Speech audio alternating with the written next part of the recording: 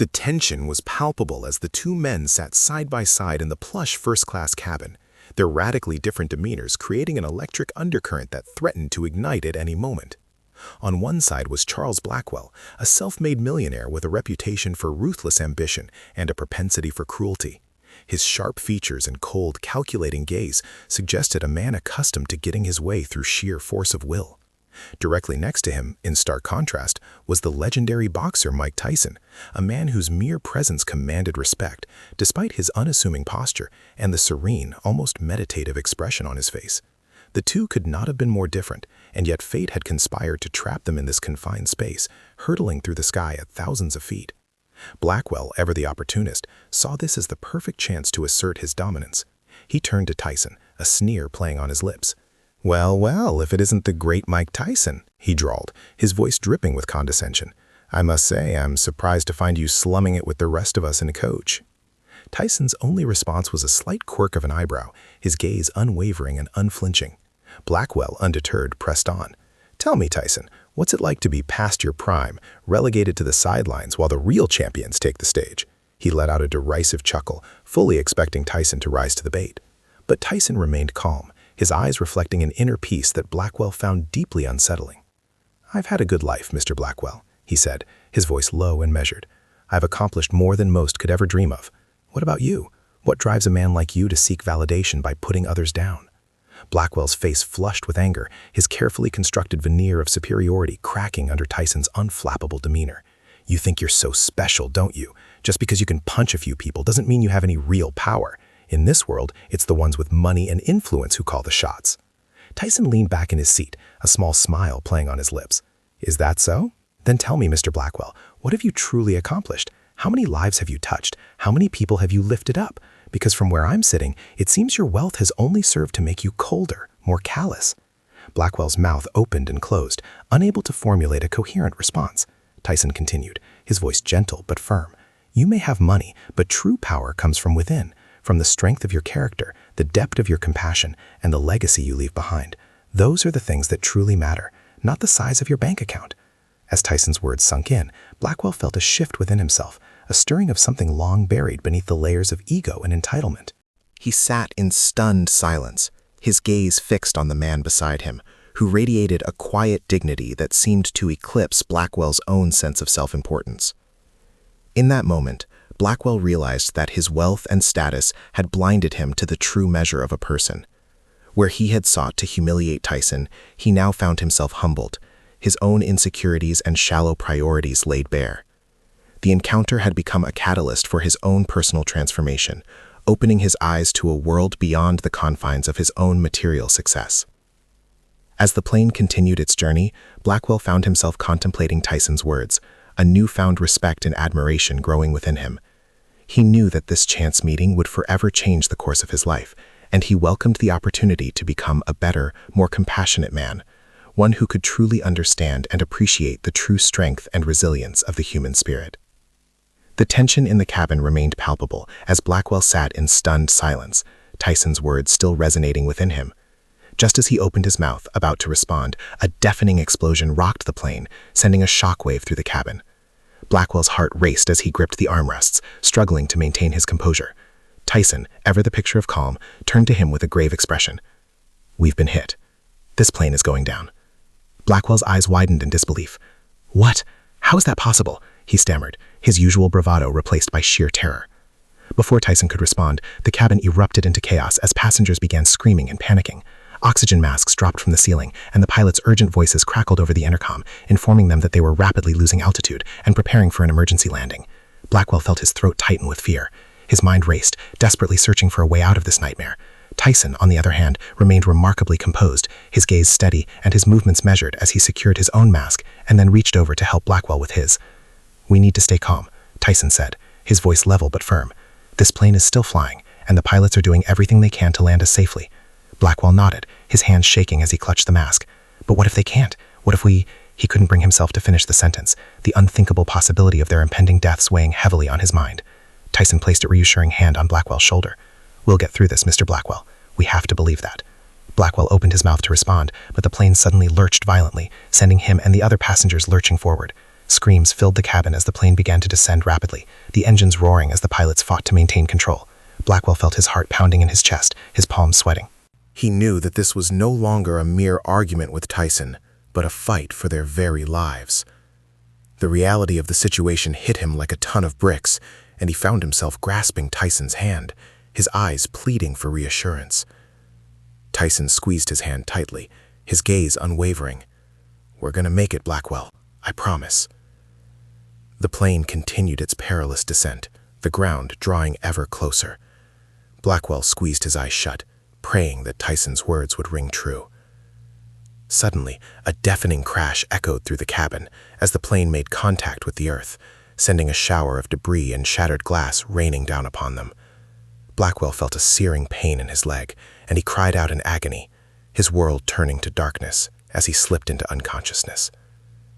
When he finally came to, Blackwell found himself lying amidst the wreckage, his body aching and his mind reeling. As he slowly regained his bearings, he realized that the cabin was eerily silent, save for the distant sound of sirens in the distance. "Tyson?" Blackwell called out, his voice hoarse and barely audible. He scanned the debris-strewn cabin, his heart sinking as he saw no sign of the legendary boxer. Panic gripped him as he dragged himself forward, ignoring the searing pain in his leg. He had to find Tyson, had to make sure he was alive.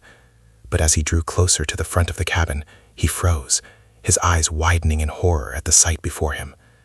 Lying amidst the twisted metal and shattered glass was Tyson, his once powerful frame motionless and lifeless. Blackwell felt a lump in his throat, a sense of profound loss and regret washing over him. "No," he whispered, his voice breaking. "This can't be happening." Blackwell reached out a trembling hand, desperately searching for any sign of life, but it was too late.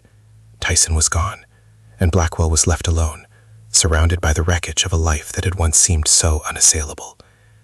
As the sirens grew louder, Blackwell knew that his world had been irrevocably changed. The encounter with Tyson had shaken him to his core, and now, in the aftermath of this devastating tragedy, he was left to grapple with the weight of his own mortality and the fragility of the human condition. With a heavy heart, Blackwell waited for the rescue teams to arrive, knowing that his life would never be the same.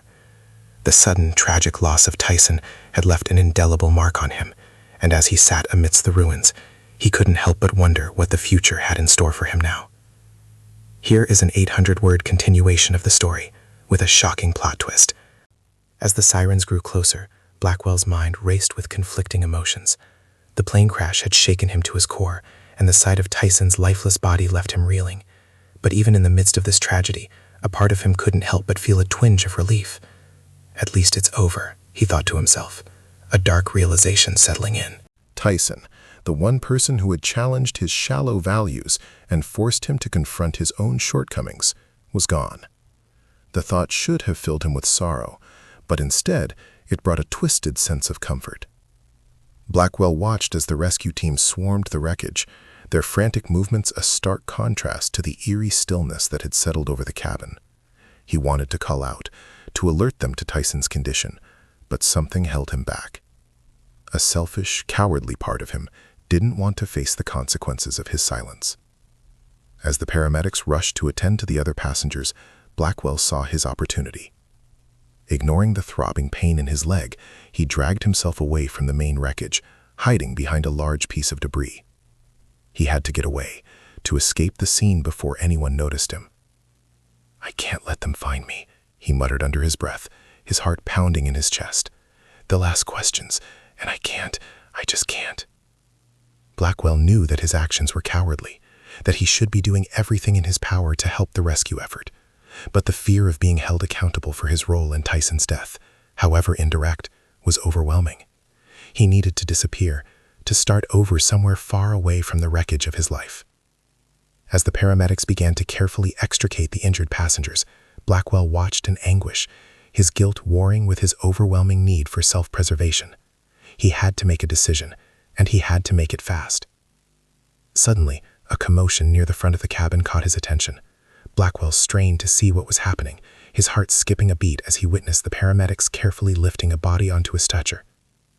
"Tyson," he whispered, his eyes widening in disbelief. Surely it couldn't be.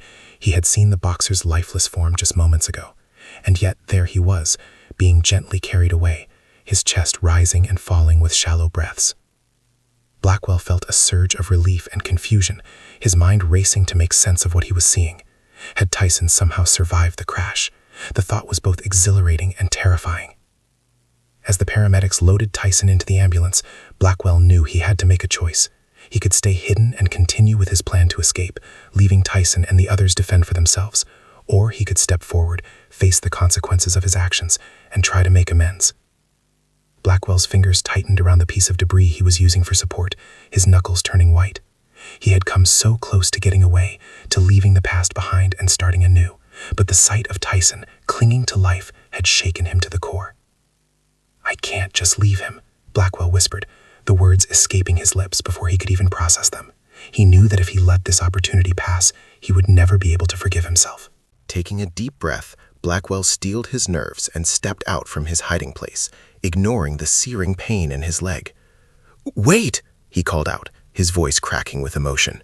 "I'm here. I need help." The paramedics whirled around, their expressions a mixture of surprise and suspicion. Blackwell hobbled towards them, his hands raised in a gesture of surrender. "Please," he pleaded, "I need medical attention, and I think I saw Tyson move. He's alive. We have to help him." The paramedics exchanged a quick glance, and Blackwell could see the wheels turning in their minds. They must have been wondering why he had hidden himself, why he was now coming forward, but Blackwell didn't care. All that mattered was ensuring Tyson's survival. As the paramedics rushed to tend to Tyson, Blackwell felt a strange sense of relief wash over him. He knew that his actions would have consequences, that he would have to face the authorities and answer for his behavior. But in that moment, none of that mattered. All he could think about was the man who had once challenged him, the man who had forced him to confront the hollowness of his own existence. Blackwell watched as the paramedics worked feverishly, their expressions a mix of hope and concern. He held his breath, praying that Tyson would pull through, that the man who had changed him so profoundly would be given a chance to live. As the ambulance doors closed and the sirens faded into the distance, Blackwell felt a weight lift from his shoulders. He had made his choice, and now he would have to face the music. But for the first time in his life, he didn't feel afraid. He had been given a second chance, and he was determined to make the most of it. With a newfound sense of purpose, Blackwell hobbled towards the waiting rescue teams, ready to confront the consequences of his actions. He knew that the road ahead would not be easy, but he was willing to do whatever it took to make amends and honor the man who had shown him the true meaning of strength and resilience. Here is an 800-word continuation of the story with a shocking plot twist. As Blackwell waited anxiously by Tyson's bedside in the hospital, the weight of his past actions finally began to sink in.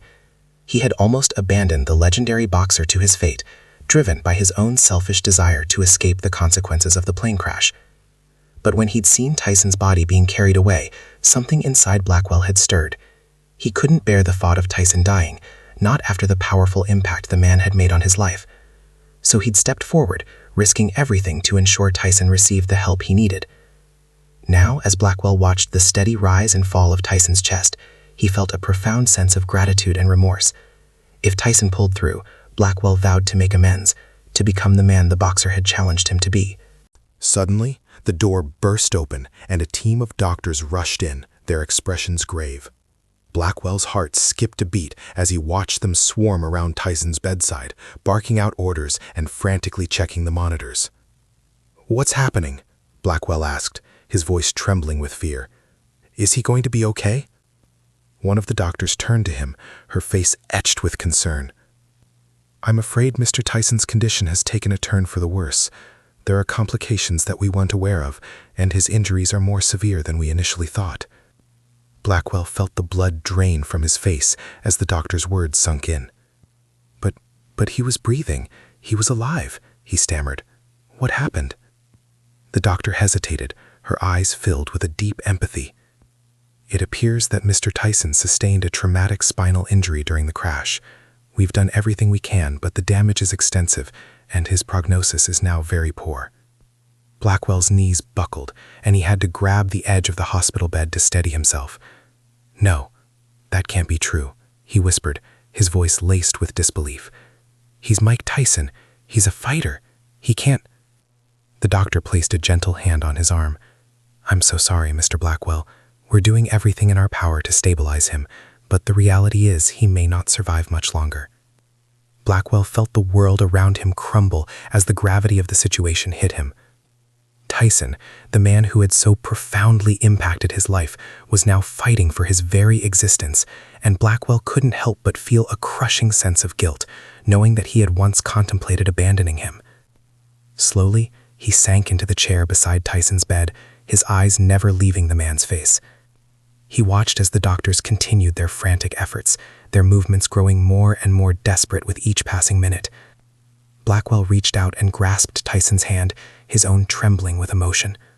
"Don't you dare give up, Tyson," he whispered, his voice barely audible. "You've got to fight. I need you to fight." But as the seconds ticked by, Blackwell could see the light fading from Tyson's eyes. The once vibrant spark that had so captivated him was slowly extinguishing, and Blackwell felt a piece of himself slipping away with it. Suddenly, the beeping of the machines grew erratic, and the doctor's movements became even more frenzied. Blackwell watched in horror as they began administering chest compressions, desperately trying to revive the legendary boxer. "Clear!" one of the doctors shouted, and Tyson's body jerked violently as the defibrillator sent a surge of electricity through him. Blackwell held his breath, his heart pounding in his chest. This couldn't be happening, not after everything they'd been through. Tyson had to survive. He just had to. But as the doctors continued their futile efforts, they could see the resignation in their eyes. They were fighting a losing battle, and they all knew it. With a sinking feeling, Blackwell realized that Tyson was slipping away, the light in his eyes fading with each passing moment. And in that moment, Blackwell felt a profound sense of regret and despair, knowing that he had squandered his chance to truly connect with this remarkable man. Just as the doctors were about to call the time of death, a sudden commotion at the door caught everyone's attention. Blackwell turned to see a woman rushing into the room, her eyes wild with panic. "No, you can't give up on him," she cried, her voice filled with a desperate urgency. "There has to be something else you can do." The doctors exchanged a puzzled glance, and Blackwell felt his heart skip a beat as he recognized the woman. It was none other than Tyson's ex-wife, Robin Givens, her face etched with a raw, undeniable grief. Blackwell watched in stunned silence as Givens pleaded with the doctors, her hands trembling as she clutched Tyson's arm. The doctors listened intently, their expressions shifting from resignation to a glimmer of hope. Blackwell held his breath, his mind racing with 1,000 questions. What was Givens doing here? And why did her presence seem to breathe new life into the desperate situation? As the doctors began issuing new orders, Blackwell felt a surge of hope. Perhaps there was a chance, however slim, that Tyson could still be saved. But even as he clung to that sliver of optimism, a nagging sense of dread crept into the back of his mind. What if Tyson's survival meant that Blackwell would have to face the full weight of his own guilt and betrayal? Could he truly find the strength to confront his past actions and make amends? Blackwell watched as the room erupted into a flurry of activity, the doctors and nurses working tirelessly to stabilize Tyson. And as he sat there, his heart pounding in his chest, he knew that the outcome of this battle would forever change the course of his life. The future had become uncertain once again, and Blackwell felt a sense of both fear and anticipation as he waited with bated breath, praying that Tyson would defy the odds and survive. Here is an 800-word continuation of the story with a shocking plot twist. The room was a blur of activity as the doctors frantically worked to stabilize Tyson. Blackwell sat frozen, his eyes glued to the frenzied scene unfolding before him. Just when all hope seemed lost, Tyson's ex-wife, Robin Givens, had burst into the room, her face a mask of anguish and determination. Blackwell watched in awe as she pleaded with the doctors, her words igniting a spark of renewed vigor in their efforts. Now, as Blackwell waited with bated breath, he couldn't help but wonder what Givens knew that he didn't. What had she said to the medical team that had made them redouble their efforts to save Tyson's life? Suddenly, one of the doctors stepped back, a glimmer of hope in his eyes. "We've managed to stabilize him for now, but his condition is still critical. We need to get him into surgery immediately if there's any chance of saving him." Blackwell felt a wave of relief wash over him, but it was quickly tempered by a growing sense of unease. Something about the doctor's demeanor seemed off, as if he was holding back crucial information. Givens must have sensed it too, because she immediately turned to the doctor, her eyes narrowed with suspicion. "What aren't you telling us? What's really going on?" The doctor hesitated, his gaze flickering between Blackwell and Givens. I'm not sure how to say this, but the injuries Mr. Tyson sustained are far more severe than we initially thought. Even if we're able to stabilize him, the long-term prognosis is extremely bleak." Blackwell felt his heart sink, the weight of the doctor's words crushing him. "What do you mean?" he asked, his voice barely above a whisper. The doctor took a deep breath, his expression grave. "The impact of the crash has caused irreparable damage to Mr. Tyson's spine. Even if we're able to keep him alive, he'll likely never walk again, and there's a very real possibility that he may never regain consciousness." Blackwell felt the blood drain from his face as the doctor's words sank in. Tyson, the once invincible heavyweight champion, reduced to a shell of his former self. The thought was almost too much to bear. Givens let out a strangled cry, her hands covering her mouth in utter disbelief. "No, that can't be true," she whispered, her voice laced with raw emotion. "There has to be something you can do." The doctor shook his head sullenly. "I'm sorry, but the damage is just too extensive. At this point, we can only try to make him as comfortable as possible. I don't know how much time he has left." Blackwell felt a lump form in his throat as he watched Givens break down, her shoulders shaking with gut-wrenching sobs. He wanted to reach out, to offer some semblance of comfort, but the weight of his own guilt and the overwhelming gravity of the situation rendered him paralyzed. "This can't be happening," Blackwell murmured, his mind racing with 1,000 conflicting thoughts. Just moments ago, he had been filled with hope, convinced that Tyson would somehow defy the odds and survive. But now, the harsh reality of the situation threatened to crush him. The doctor placed a hand on Blackwell's shoulder, his expression filled with empathy. "I know this is devastating news, but we need to start preparing for the worst. We've done everything we can, but the injuries are simply too severe." Blackwell numbly, his gaze fixed on Tyson's motionless form. The once formidable boxer lay there, surrounded by a tangle of tubes and wires, his face a pale, haunting reflection of the man Blackwell had encountered on the plane. As the doctor turned to attend to other patients, Blackwell found himself alone with Givens, the two of them united in their shared anguish. He wanted to reach out, to offer some words of comfort, but the weight of his own guilt made the words stick in his throat. Suddenly, Givens lifted her head, her eyes blazing with a fierce determination that caught Blackwell off guard. "There has to be something more we can do," she said, her voice trembling with emotion. "We can't just give up on him." Blackwell felt a flicker of hope stir within him, but it was quickly extinguished by the stark reality of Tyson's condition. "Givens, you heard the doctor. The damage is too severe.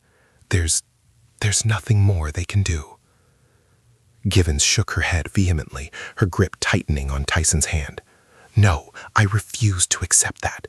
Tyson is a fighter, and he's not going to let this beat him. We have to find a way to save him." Blackwell opened his mouth to argue, but the fierce determination in Givens' eyes silenced him.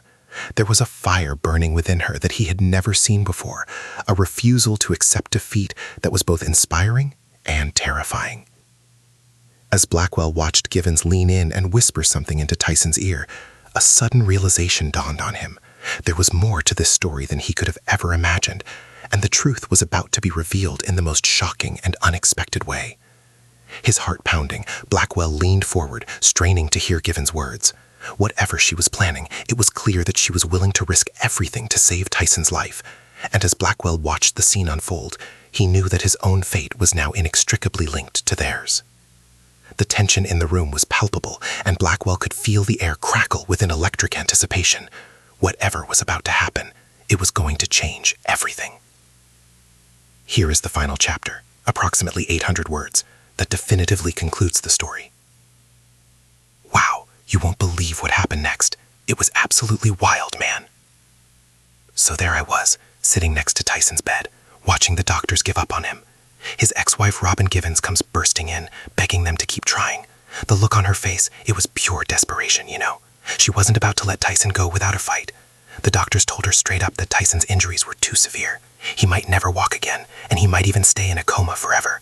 I thought it was over. I mean, how do you come back from that, right? But Givens, she wasn't having it. She leaned in close to Tyson and started whispering in his ear. At first I couldn't hear what she was saying, but then she turned to the doctors and said, "You have to try the experimental treatment. It's his only chance." The doctors looked skeptical, but Givens wasn't taking no for an answer. She started rattling off all these medical terms, talking about stem cells and regenerative therapy or something. I'll admit, I didn't really understand most of it, but the way she was speaking, it was clear she'd done her homework. Eventually, the doctors agreed to try it. They said the treatment was risky, but at that point, Tyson didn't have much to lose. So they rushed him into surgery, with Givens right there by his side. I sat in the waiting room, biting my nails and pacing back and forth. I had no idea what was going to happen. Would Tyson pull through? Or was this just delaying the inevitable? Hours passed, and I must have worn a hole in the floor with all my nervous pacing. Finally, the doors burst open and the doctors came out. I held my breath, waiting for the bad news. But then I saw the smile on their faces, and I knew something good had happened. "He's stable," one of the doctors said. "The treatment is working. It's going to be a long road, but there's a real chance he'll recover." I felt a weight lift off my chest. Tyson was going to live. After everything that had happened, he was actually going to make it. I couldn't believe it. Givens came out a little while later, her eyes red from crying. But this time, the tears were tears of joy. She grabbed my hand and squeezed it tightly. "He's going to be okay," she said, her voice trembling with emotion. I didn't know what to say. I mean, this was the same woman whose husband I had once wanted to abandon. But in that moment, all I felt was overwhelming relief and gratitude. Tyson was alive, and that was all that mattered. The next few weeks were a whirlwind. Tyson had a long, tough road ahead of him, but he attacked his recovery with the same ferocity he had brought to the boxing ring. Givens was by his side every step of the way. And I did my best to make up for my cowardly actions. I spent hours at the hospital, helping Tyson with his physical therapy and just being there for moral support. It wasn't easy, but I knew I owed him that much and more. Slowly but surely, Tyson started to regain his strength and mobility, and with each small victory, I felt a little bit of the weight on my shoulders lift.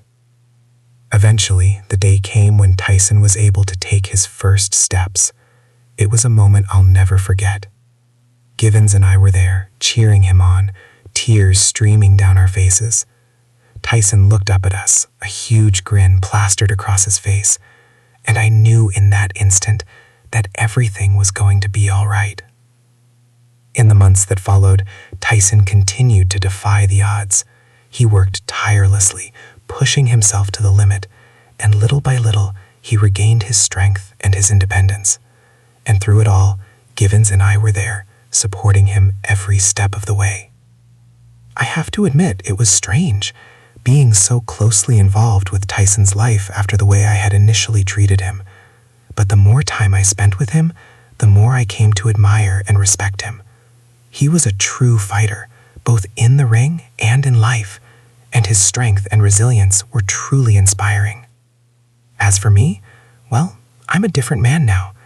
The experience of the plane crash and Tyson's incredible recovery has changed me in ways I never could have imagined. I'm still a work in progress, but I'm slowly learning to be a better person, to care more about the lives I touch and the legacy I leave behind. And Tyson? He's doing great. He's back in the ring, captivating audiences with his skill and determination.